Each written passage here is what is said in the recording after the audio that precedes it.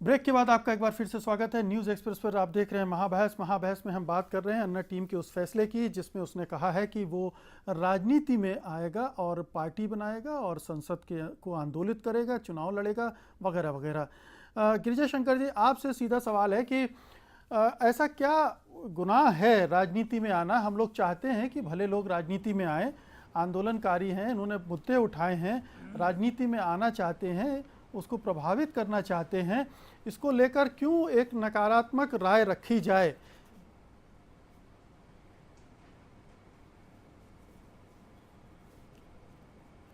देखिए, अन्ना टीम ने जब ये घोषणा की कि वो चुनावी राजनीति में आएंगे तो एक वर्ग ने उसका स्वागत किया। वो स्वागत भी व्यंग्यात्मक लहजे में किया गया। एक वर्ग है जो उनके राजनीति में आने को लेकर आलोचना कर रहा है या उससे असहमत है।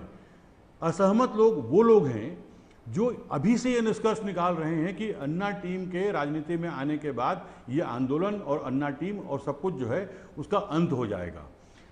जो चुनावी राजनीति की दशा है आज, धीरे धीरे आज ये हो गया है कि केवल एक समूह है समाज का, वही चुनाव लड़ता है, वही चुनाव जीतता या हारता है, वही सरकार बनाता है और वही विपक्ष में रहता है।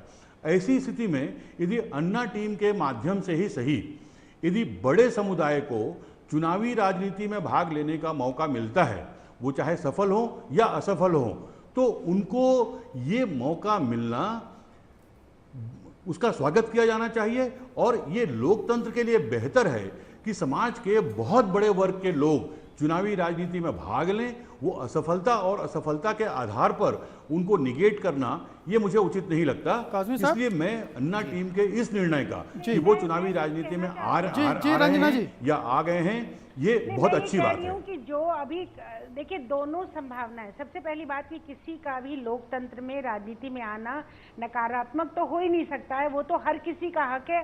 और जैसा कि मैं कह रही हूँ, आंदोलन की भी अपनी राजनीति थी और वो राजनीति से परे नहीं था, तो कोई नई चीज नहीं, कोई ऐसी जगह नहीं है जहाँ वो प्रवेश करने जा रहे हैं। तो सबसे पहली बात है कि नकारात्मक होने का कोई सवाल नहीं उठता है। अब दो संभावनाएं हैं। संभावना एक तो ये है कि अन्ना जी के आने के समय से ये शुरुआत हो कि शायद कोई नए राजनीति की दिशा बने। लेकिन जो आज की चुनावी राजनीति है वो एक दलदल है, परिवारवाद की राजनीति है, जातिवाद की राजनीति है, सामाजिक समीकरण की राजनीति है। और इस राजनीति में जो अन्ना जी का ग्रुप है वो कहाँ बैठेगा, किस तरह की पैसे। रंजना जी, दलदल को साफ करने के लिए दलदल में उतरना पड़ेगा ना। बिल्कुल बिल्कुल, 5 चीजों की बात में हम तो खुद महिलाओं को राजनीति में लाने के लिए हम लोग 33% आरक्षण की मांग कर रहे हैं। अब अन्ना जी की राजनीति में 50% की मांग करनी चाहिए, आपको 33 की क्यों कर रही हैं? महिलाओं को राजनीति में लाने के लिए अन्ना आंदोलन की क्या भूमिका होगी ये आगे हम लोग देखेंगे। लेकिन सवाल ये, राजनीति में तो आना ही पड़ेगा, ये मैं मना नहीं कर रही हूँ। लेकिन जो मनी मसल मैन माफिया माला, ये जो और राजनीति है, मनी मसल मैन माफिया और माला, ये 5M का जो समीकरण राजनीति में है, इस समीकरण में जो सामाजिक आंदोलन के लोग हैं वो जब जुड़ रहे हैं तो उस समीकरण को कहां से तोड़ना शुरू करेंगे? कैसे तोड़ेंगे बुंदेला साहब? बहुत ही हर आदमी के दिमाग में यही सवाल है कि जिस तरह की राजनीति में है उसमें आप कैसे इसको भेद पाएंगे? आता हूं अखिलेश जी आपके पास। बुंदेला साहब, देखिए, पहली बात तो यह है मुकेश जी कि अगर हमें पता है कि जिंदगी का अंत मौत है तो क्या हम जीना छोड़ देते हैं? हम जिंदगी को जीते हैं और जिंदगी को किसी ना किसी तरह से खूबसूरत बनाने में पूरी जिंदगी लगा देते हैं। और खूबसूरत बने या खराब बने, ये मौत के बाद लोग चर्चा करते हैं। हमें मालूम है कि हम जिस राजनीति की ओर बढ़ रहे हैं वो राजनीति इतनी साफ सुथरी नहीं है। आज देश जिस ओर जा रहा है ये सब लोग जानते हैं। लेकिन एक चीज हमें नहीं भूलना चाहिए कि मीडिया कितना सजग है। आज कहीं सुई भी गिरती है तो पूरा मीडिया जागरूक होकर पूरे देश में खबर गिरा देता है कि कहां क्या सुई गिरी है। और वो नौजवान जो कल तक पब और क्लबों में जा रहा था, उस नौजवान को कम से कम अन्ना हजारे मोड़कर इस देश के लिए लेके आए और तिरंगा उसने हाथ में पकड़ा है। ये जेपी जी के बाद पहली बार ऐसा हुआ था। ना तो कांग्रेस कर पाई, ना बीजेपी कर पाई। कांग्रेस ने लाखों रुपए खर्च करके भी भीड़ नहीं दिखा पाई जो अन्ना हजारे ने किया। मैं इस सब पर नहीं जाता हूं, मैं केवल इस पर जाता हूं कि हमने एक कोशिश की है, हो सकता है उस कोशिश में हम फेलियर रहें। हम बिल्कुल इस पर अखिलेश जी कुछ कहना चाहते हैं। बुंदेला साहब, आपकी कोशिश कि हम एक लंबे संघर्ष की ओर जा रहे हैं। अखिलेश जी मुकेश जी, मुकेश जी हम बिल्कुल मुकेश रंजना जी भ्रमित नहीं कर रहे हैं। 10-5 भ्रमित वो लोग कर रहे हैं जो 20,000 सत्ता में की बैठे भीड़ हैं। को 5,000 तो आप 20,000 की आरक्षण की भीड़ बात को करिए ना, अगर लोग महिलाओं को जयप्रकाश 50% नारायण देने के की बात आंदोलन से करिए। तुलना अखिलेश जी बोलने पहले जी। अखिलेश 10-5 की भीड़ को यदि लोग जी 10-5 की भीड़ को यदि लोग जयप्रकाश नारायण से अपनी तुलना करने लगे तो ये बहुत बड़ी राजनीतिक भूल होती है। ये लोग नई पार्टी बनाने जा रहे हैं, इसका स्वागत है, लेकिन अगर इसी तरह से भूल करते जाएंगे तो फिर इन लोगों को आगे प्रॉब्लम होगी।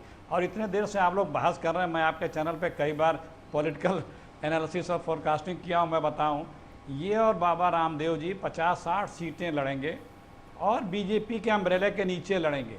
ये मैं आज कह रहा हूँ, जब चुनाव होगा तो देखिएगा, इससे ज़्यादा सीटों पर इन लोगों का एडजस्टमेंट नहीं हो पाएगा। आइए लोग एक कोलिशन बनाएंगे और बीजेपी के एक जो अम्ब्रेला बनेगा, जो गठबंधन बनेगा, उसमें ये लोग इतने सीटों पे करीब करीब लड़ेंगे। ये इनका पॉलिटिकल जो अखिलेश जी achievement होगा या आपने political रामदेव का जिक्र journey छेड़ होगी, दिया है, यहीं तक इतना रामदेव जी का जिक्र छेड़ दिया है, तो हम इस पर अपने सर्वेक्षण की राय आप लोगों से बांटना चाहेंगे। जब अन्ना हजारे और रामदेव ने हाथ मिलाया था, तभी से उनके साथ होने पर सवाल खड़े होते रहे। हमने लोगों से सवाल पूछा कि क्या अन्ना हजारे और बाबा रामदेव को मंच साझा करना चाहिए।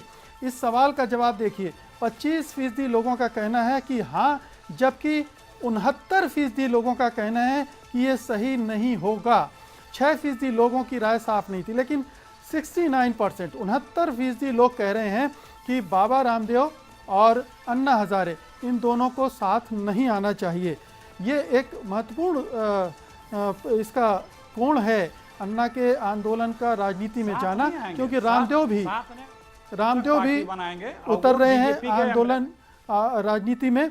हम एक ब्रेक लेंगे, ब्रेक के बाद वापस लौटेंगे और इस सवाल के बारे में हमारे जो पैनलिस्ट हैं वो क्या सोचते हैं उस पर बात करेंगे ब्रेक के बाद।